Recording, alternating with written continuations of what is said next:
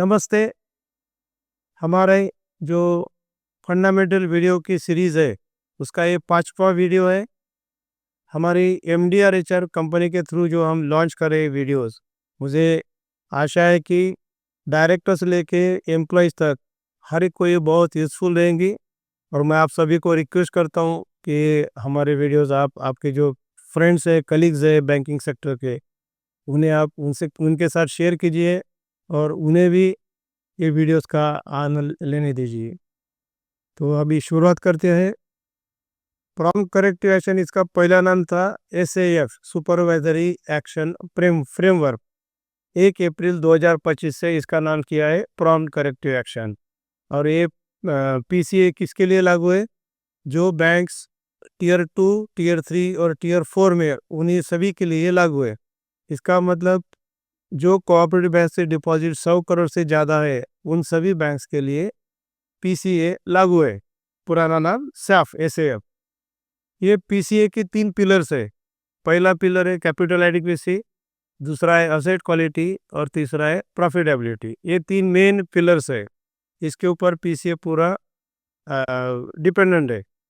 अभी पीसीए के लिए रिजर्व बैंक ने मैट्रिक्स किया है। इसका मतलब क्या है कि रिजर्व बैंक का ग्रेडेड अप्रोच है। आपकी पोजीशन कौन से पैरामीटर में कितनी खराब है, इसके ऊपर रिजर्व बैंक के जो रिस्ट्रिक्शंस है, बंधन है, वो हमारे लिए लागू हो जाएगी। तो हम पहला पैरामीटर लेंगे कि क्रार। अभी ये रेगुलेटरी प्रिस्क्रिप्शन कितना है? ये हर एक बैंक का जो क्रार है वो 12% चाहिए। मार्च 25 को 11% चाहिए और मार्च 26 को 12% चाहिए। अभी हम मार्च 26 के बेसिस पे समझने की कोशिश करेंगे। तो 12% चाहिए, ये मिनिमम है। लेकिन जो बैंक का करार 9.5% से ऊपर है और 12% से नीचे है, उन्हें ये जो रिस्क थ्रेशोल्ड है, सीमा है रिस्क की, तो पहली सीमा उन्होंने उल्लंघन किया, ऐसा आरबीआई समझेगी। यानी जो करार है वो 12% नहीं है, 12% से नीचे है और 2.5% जो है बेसिक बेसिस पॉइंट से नीचे है 12% से। यानी उनका करार कितना गया? 9.5% तक नीचे गया, 9.5% तक नीचे गया। वो रिस्क थ्रेशोल्ड 1 है। दूसरा रिस्क थ्रेशोल्ड कितना किया कि जिनका जो करार है वो 400 बेसिस पॉइंट से नीचे गया। इसका मतलब 4 बेसिस पॉइंट यानी 8% तक तो नीचे गया 12% से। यानी 9.5 और 8% के बीच में जिनका है, उनके लिए रिस्क थ्रेशोल्ड 2 आएगा। रिस्क थ्रेशोल्ड 1 आएगा 9.5 से 12, रिस्क थ्रेशोल्ड 2 आएगा 8 से 9.5। और जिनका करार 8 से भी नीचे है, उसके लिए आखिरी का कैटेगरी है, वो है सीमा है रिस्क थ्रेशोल्ड 3। ये हमें ख्याल में रखना चाहिए। 12% चाहिए। 12% से 9.5% तक अगर आ गया तो रिस्क थ्रेशोल्ड 1, 8% तक आ गया तो रिस्क थ्रेशोल्ड 2 और 8 से भी नीचे गया तो रिस्क थ्रेशोल्ड 3 आएगा। अभी दूसरा parameter asset quality. Asset quality में रिजर्व बैंक आजकल नेट एनपीए की बात करते हैं। तो जिनका नेट एनपीए 6% या उसके ऊपर हो गया और 9% तक यानी नीचे उसके होगा तो वो आगा थ्रेशोल्ड 1। जिनका नेट एनपीए 9% या उसके ज़्यादा होगा और 12% तक होगा तो थ्रेशोल्ड 2। और जिनका नेट एनपीए 12% या उसके ऊपर है तो ये थ्रेशोल्ड रिस्क थ्रेशोल्ड 3 में आएगा। और प्रॉफिटेबिलिटी में उन्होंने क्या किया? 2 कॉन्जिक्यूटिव ईयर्स में अगर बैंक लॉस में होगी तो पीसीए उसको लागू होगा। तो ये 3 पैरामीटर्स और 3 कैटेगराइजेशन किया है।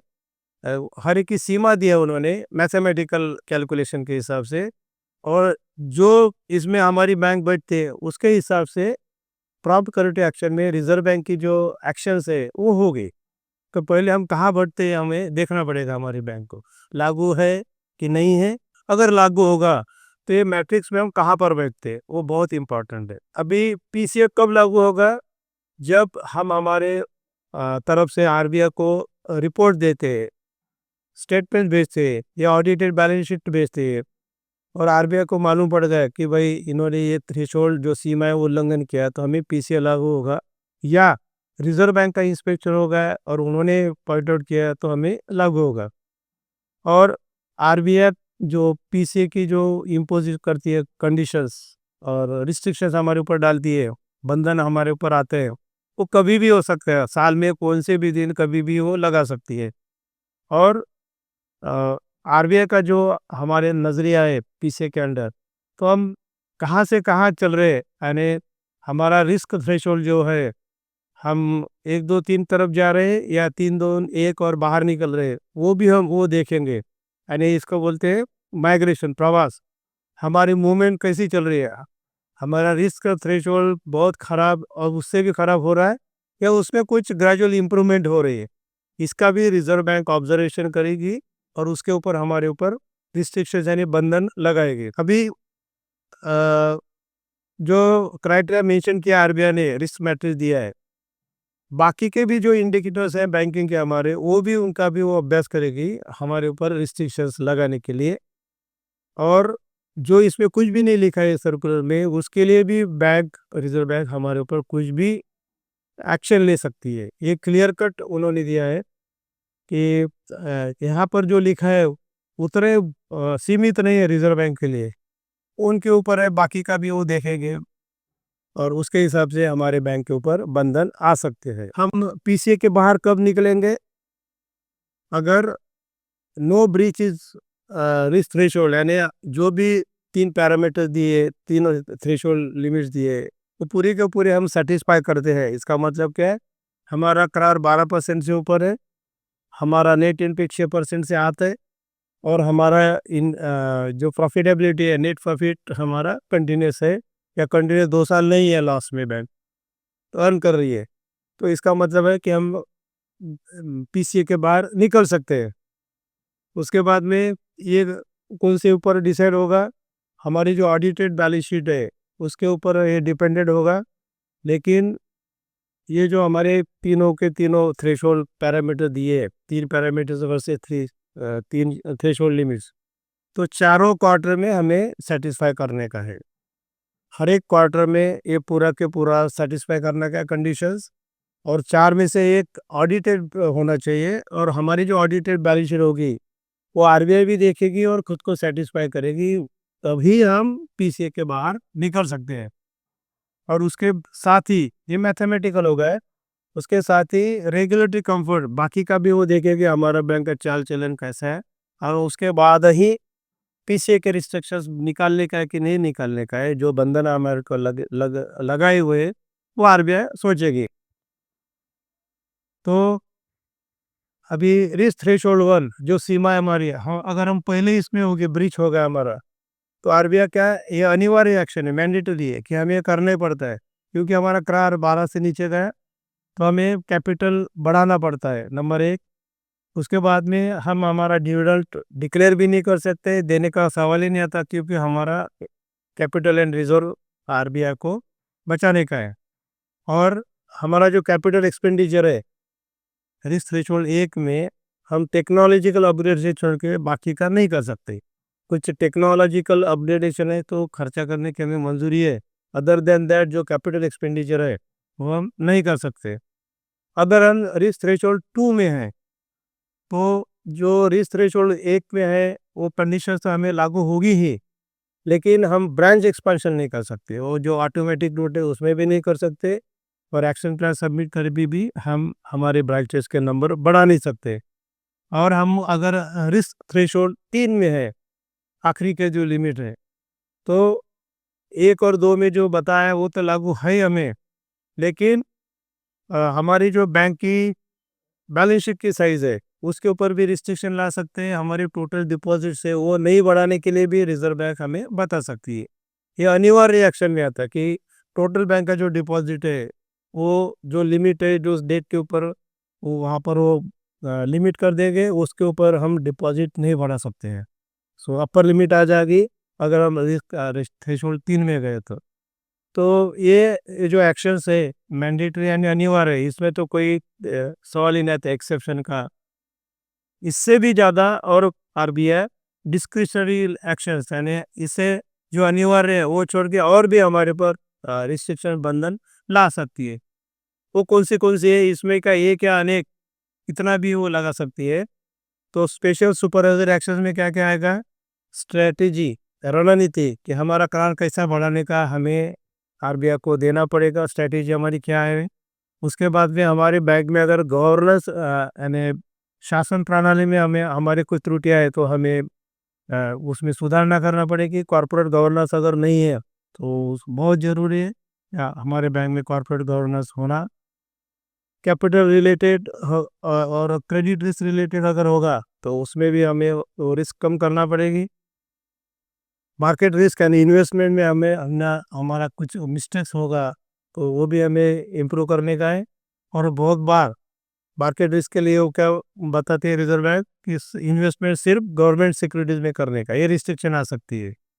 उसके बाद में कुछ एचआर रिलेटेड इश्यूज हो गया, हमारे स्टाफ की अगर जो अप्रोप्रिएट स्टाफ होना चाहिए हर एक जगह पे वो अगर नहीं होगा, क्वालिटी नहीं होगी, वेल इन्फॉर्म स्टाफ अगर नहीं होगा तो उसके बारे में भी रिजर्व बैंक हमें कुछ इंस्ट्रक्शन दे सकती है। अगर हमारा लॉस के वजह से कॉन्जिक्यूटिव 2 ईयर्स में अगर बैंक नेट प्रॉफिट में नहीं है उसके वजह से करार लगा तो प्रॉफिटेबिलिटी रिलेटेड भी कुछ रिस्ट्रिक्शंस हमारे ऊपर आ सकते हैं। या तो business operations related business related restrictions भी हमारे बैंक के ऊपर आ सकते हैं। और हमारे वर्किंग कंडीशंस में पैरामीटर्स में इम्प्रूवमेंट नहीं होगा तो रिजर्व बैंक हमारे ऊपर एआईडी यानी ऑल इंक्लूसिव डायरेक्शंस लगा सकती है। इसके अंदर बहुत बार डिपॉजिटर को एक दिन में कुछ रिस्ट्रिक्शंस आते हैं, 500 हज़ार 5,000 जो भी विड्रॉ कर सकते हैं, ये भी आ सकते हैं। और उससे भी जो वर्स्ट कंडीशन है तो कैंसलेशन ऑफ लाइसेंस, आरबीआई ये भी बोल सकती है कि आपका लाइसेंस हम कैंसिल करते हैं, आप अपनी जो बैंक है बैंक का लाइसेंस कैंसिल करने के बाद आप सोसाइटी पत्र संस्था करके आप चला सकते हैं। और ये जो लिखे है इसके अलावा जो भी आरबीआई को लगा एक्शन लेने का है तो आरबीआई को पूरा फ्रीडम है हमारे बैंक के ऊपर वो एक्शन ले सकती है। तो ये स्पेशल सुपरवाइजरी एक्शन जो आएगी पीसीए के अंदर, तो क्या उसमें अंदर क्या होगा कि हमारे बैंक को बोर्ड ऑफ डायरेक्टर्स या chairman vice chairman professional director CEO इनको आरबीआई महीने में या 3 महीने में एक बार बोला सकती है, ऑनलाइन और ऑफलाइन मीटिंग होगा। उसके अंदर कुछ टारगेट दिए जाएंगे, हमें सबमिट करना पड़ता है हमारा एक्शन प्लान, वो एक्सेप्ट करने के बाद अ, वो सब उसके ऊपर डिस्कशन करेंगे कि हम कितना अचीव कर रहे हैं क्या कर रहे हैं। तो कभी कभी वो स्पेशल ऑडिट भी लेने के लिए बता सकते हैं हमारे बैंक का, special additional audit particular area का भी बोल सकते हैं। बाहर के ऑडिटर्स को भी बोल सकते हैं जो हमारे स्टैट्यूटरी ऑडिटर्स है उनके अलावा, और उसका खर्चा भी हमें ही करना पड़ता है। या अगर उनको लगा कि बताने के बाद एडवाइजरी के बाद मीटिंग्स होने के बाद भी हमारे बैंक के अंदर इम्प्रूवमेंट नहीं है पैरामीटर्स वाइज तो वो हमें अमालगमेट यानी दूसरे बैंक में मर्जर के लिए भी बता सकते हैं या रिकंस्ट्रक्शन का भी सॉल्यूशन वो दे सकते हैं। आरबीआई बोर्ड को एडवाइस देगी एक्शन प्लान सबमिट करो सेफ के बाहर या पीसीए के बाहर निकलने के लिए। और वो जो एक्शन प्लान उन्होंने मंजूर किया है उसमें क्या क्या इम्प्रूवमेंट हो रही पीरियडिकल वो भी वो देखेगी, मीटिंग्स लेगी फ्रिक्वेंटली, कभी भी बुलाएगी, ऑनलाइन या ऑफलाइन।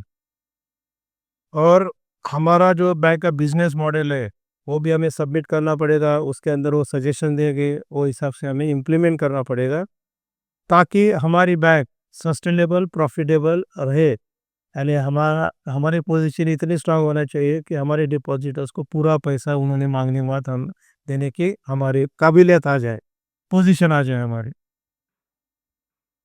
तो इसलिए जो स्ट्रैटेजी है शॉर्ट टर्म रहेगी, इमीडिएटली तो जो कंसर्न रहता है मेजर प्रॉफिटेबल का हो, नेट एनपी का हो या करार का, उसके ऊपर फोकस करना पड़ेगा।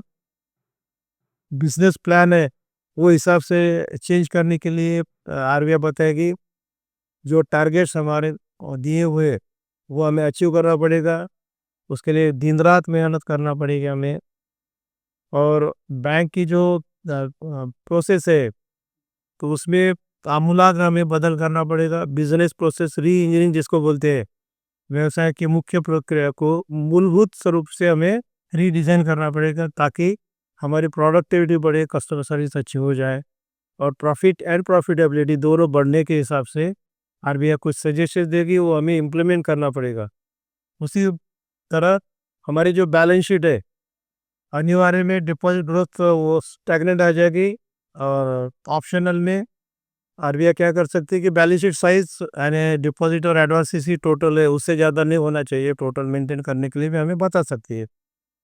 तो और वो कुछ भी नहीं हुआ तो मर्जर का ऑप्शन उन्होंने रखा है कि आप कोई बैंक में मर्जर करो, या तो लाइसेंस कैंसिल करके वो हमें सोसाइटी बना सकती है। अगर बैंक में गवर्नेंस रिलेटेड इश्यूज है, तो उसके लिए भी reserve bank of India action बता सकती है। वो आप हमारे जो बोर्ड ऑफ डायरेक्टर्स है उन्हें बार बार बुला सकती है, उनसे मीटिंग लेगी ऑनलाइन या ऑफलाइन। अगर उनको लगा कि कुछ आदमी बैंक के इंटरेस्ट में वो पद पे रहना उचित नहीं है, तो उनको हटा भी सकती है।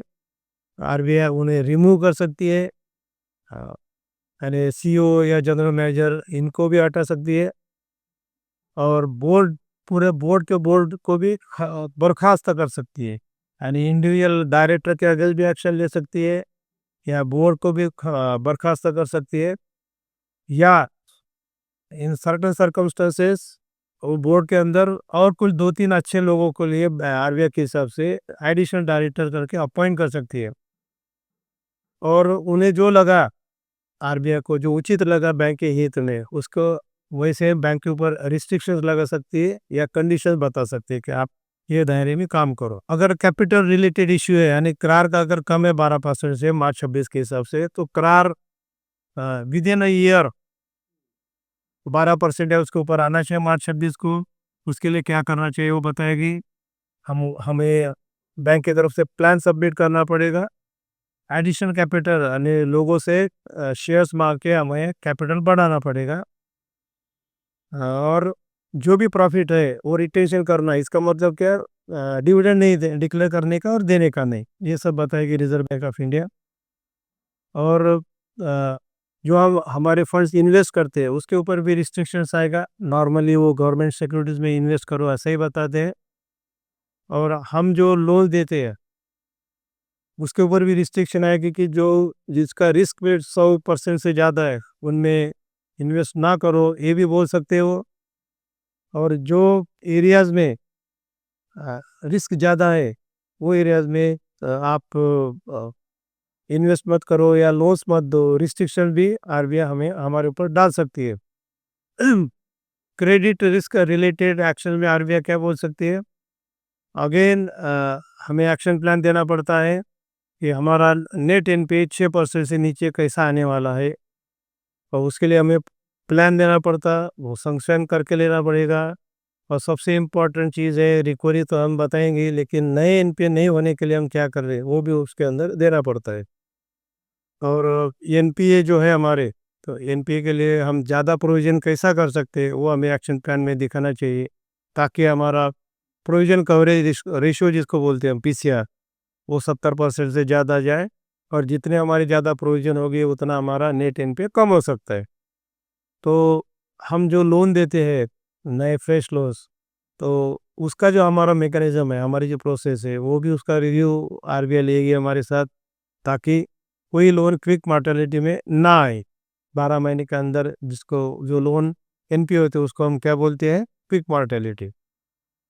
जो हम अनसिक्योर्ड लोन देते हैं उसके ऊपर रिजर्व बैंक रिस्ट्रिक्शन ला सकती है, वो रिस्की है और उसका रिस्क वेट भी ज़्यादा रहता है। उसके बाद में सिबिल स्कोर जो रहता है हमारा, जो एंट्री पॉइंट लेवल में हम सिबिल स्कोर बता दें कि भाई 650 के ऊपर होगा उनका हम कंसिडर करेंगे, या 700 के ऊपर सिबिल होगा स्कोर, उनके लोन एप्लीकेशन कंसिडर करेंगे। ये जो थ्रेशोल्ड लिमिट है एंट्री पॉइंट की, वो हमें बढ़ाना पड़ती है।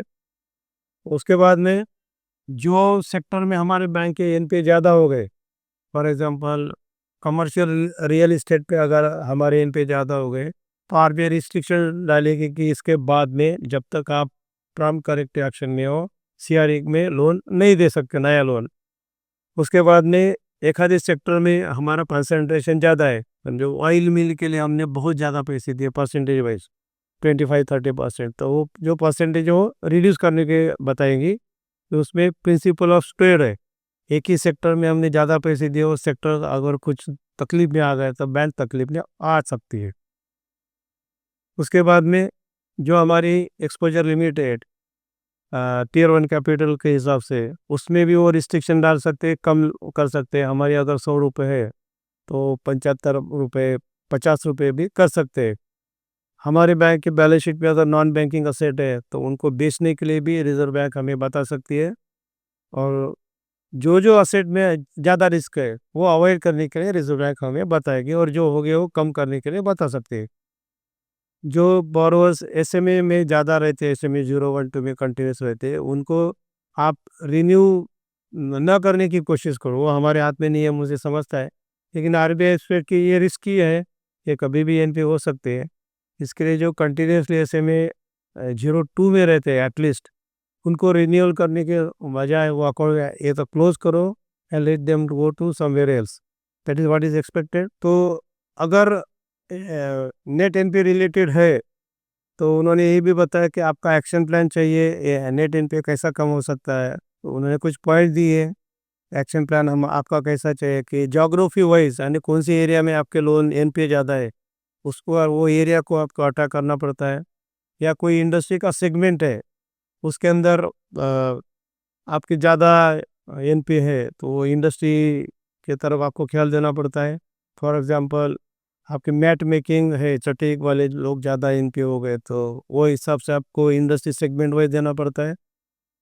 इंडिविजुअल बोरोर टॉप 20 अगर आपके एनपी बोरोस है तो उनको इंडिविजुअली आपको टैकल करना पड़ेगा, या तो आपको एक टास्क फोर्स बनाना पड़ेगा, वॉर रूम बनाना पड़ेगा अपने हेड ऑफिस में। वो सब एनपीए के लिए दिन रात कोशिश करेंगे वसूली के लिए। और जो हमारे पास एवेन्यूज़ है, वो लोक अदालत हो या और कोई हो, डीआरटी हो, इन सभी एवेन्यूज़ का हमें बैंक के रिकवरी के लिए यूज़ करने का है, सोशल प्रेशर भी लगाने का है। हमारे जितने भी मेथड्स है रिकवरी के, उसको सबको हमें लागू करने का है, इन एक्शन लाने का है, वो प्रोसेस जो है एक्सपीडिएट करें ताकि हमारे एनपीए कम हो जाए। और कभी-कभी ये भी बोल सकते हैं कि आपका जितना भी लोन अमाउंट है, लोन पोर्टफोलियो, समझो 500 करोड़ है, तो 500 करोड़ के ऊपर आपको नहीं जाना चाहिए, वो भी बता सकती है। और गवर्नमेंट सिक्योरिटीज़ भी डालने का है, दूसरे जो हमारे पास अवेलेबल है इन्वेस्टमेंट के एवेन्यूज़, उसके ऊपर रिस्ट्रिक्शन डाल सकती है। रिस्क लिक्विडिटी या मार्केट एक्शन जिसको हम बोलते हैं, तो आरबीआई क्या कर सकते हैं इसके अंदर, अगर हम पीसीए में है तो जो इंटरबैंक लेवल का जो बोरिंग रहता है उसके ऊपर रिस्ट्रिक्शंस आएगा। जो हम बल्क डिपॉजिट लेते हैं या बड़े अमाउंट के डिपॉजिट लेते हैं उसके ऊपर भी रिस्ट्रिक्शन डाल सकती है। उसके बाद में डिपॉजिट का जो लेवल है बैंक का, उसके ऊपर भी रिस्ट्रिक्शन आ सकता है। और जो लिक्विड असेट है, जो हमें इम्प्रूव करने का है, ताकि हमारा जब डिपॉजिटर पैसे मांगने के लिए आएंगे तो हमें इमीडिएट देना चाहिए उनकी। इसीलिए हमारे जो लिक्विड असेट्स है तो उसमें इन्वेस्टमेंट ज़्यादा चाहिए to meet sudden demand of our depositors. HR related अगर इश्यूज है तो वो भी आरबीआई हमें बता सकती है कि आप नया रिक्रूटमेंट जब तक आप पीसीए में हो तो नहीं कर सकते हैं। या अगर उनकी ट्रेनिंग नीड्स है, उनको ख्याल में आ गया कि staff is not aware of banking जो है रियल, तो उनको उसके ट्रेनिंग नीड्स है तो देने के लिए आरबीआई बता सकती है। अगर प्रॉफिटेबिलिटी के इश्यूज हो गए बैंक में तो कैपिटल एक्सपेंडिचर के लिए रिस्ट्रिक्शन आ सकते हैं। वेरिएबल या एडमिनिस्ट्रेटिव कॉस्ट है, वो भी कंट्रोल में लाना चाहिए। इसका मतलब हम जो भी हमारे एक्सपेंडिचर होते हैं एडमिनिस्ट्रेटिव कॉस्ट में, उस पे कटौती करना चाहिए। उसमें हमारे बैंक का जो सैलरी है वो भी आता है। ऑपरेशंस रिलेटेड एक्शंस, तो उसमें क्या आएगा कि रिडक्शन इन इंटरेस्ट रेट।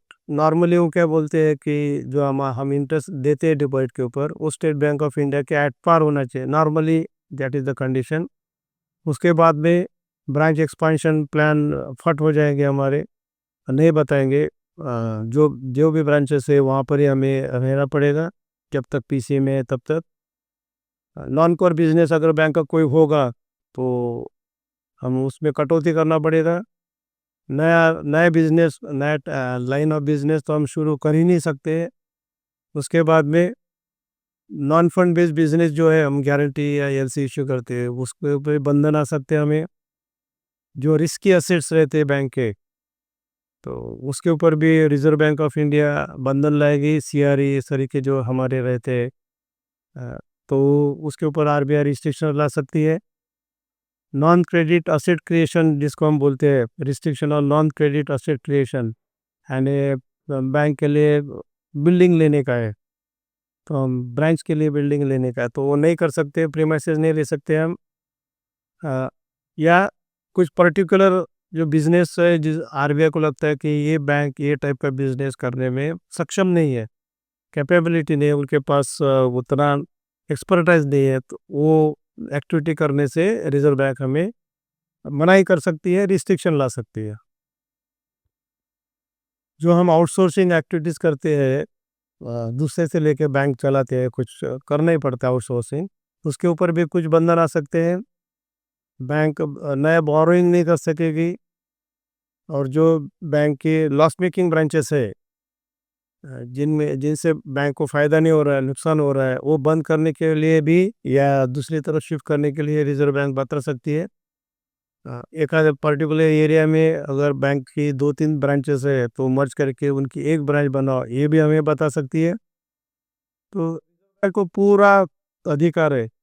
यहाँ पर जो अभी तक बताया वो इलिस्ट्रेटिव लिस्ट है, लेकिन इसके अलावा जो भी बताया, रिजर्व बैंक को उस वक्त जो लगा मीटिंग हमारी होती है, वो एक कंक्लूजन निकालते हैं। उनको बैंक के हित में जो भी एक्शन लगा है, वो एक्शन हमें वो बताएंगे और हमें उनका फॉलो करना पड़ता है लेटर एंड पीरियड पे। सो आरबीआई ने अनलिमिटेड पावर्स लिया जब हम पीसीए में आते हैं, कोई भी वजह से, करार के वजह से, नेट एनपी के वजह से या प्रॉफिट के वजह से, तो आरबीआई को पूरा पूरा अधिकार है। ये सर्कुलर में लिखा है वो ये वो सर्कुलर में नहीं लिखा है वो भी, सभी अधिकार है। इसलिए मेरी अपील है कि हर एक बैंक ने पहले तो कोशिश करें कि हम पीसीए में ना जाए, पुराना एसएफ या नया पीसीए में ना जाए।